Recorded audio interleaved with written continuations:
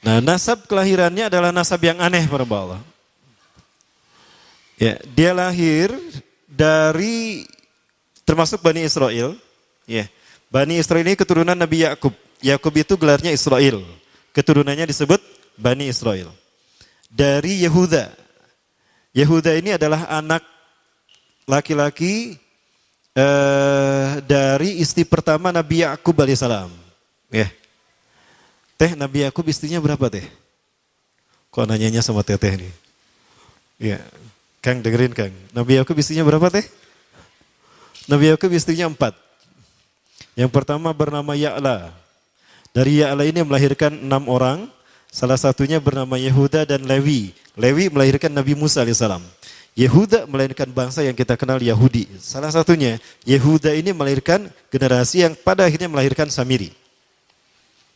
Ya, kalau Rahil istri yang kedua, dan ini istri yang paling dicintai oleh Nabi Yakub, melahirkan 2 anak, Bunyamin dan Nabi Yusuf dan Bunyamin.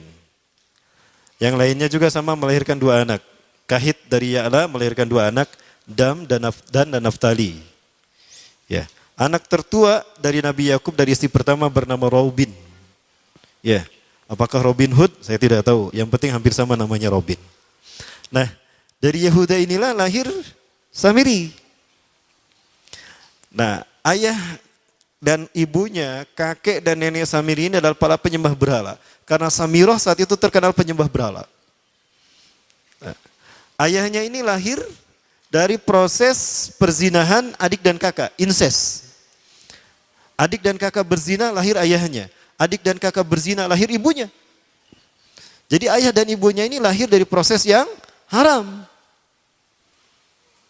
Dan ketika ibunya menstruasi, disetubuhi sama ayahnya. Jadi itu, peluangnya dari 2000 persetubuhan dalam keadaan menstruasi, 1 bisa jadi.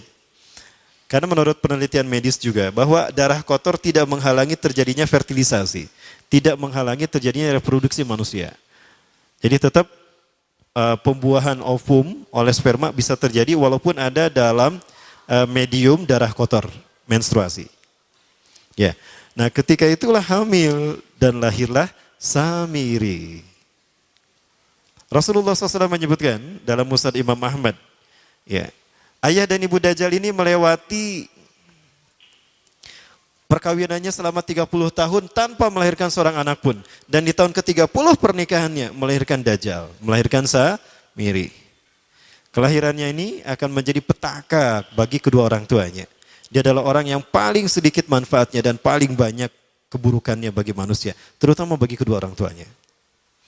Bahkan ketika dia lahir, alam semesta menolak kelahirannya. Dordar gelap, hujan badai, petir.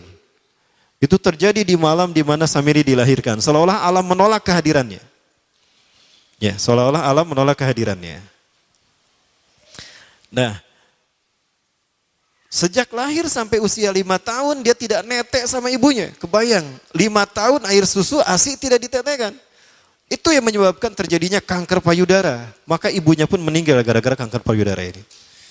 Ya, saya dapat berita dari beberapa orang pengidap penyakit kanker payudara. Rata-rata penyakit kanker payudara ini terjadi karena ketika menetekkan itu hanya sebelah. Ya.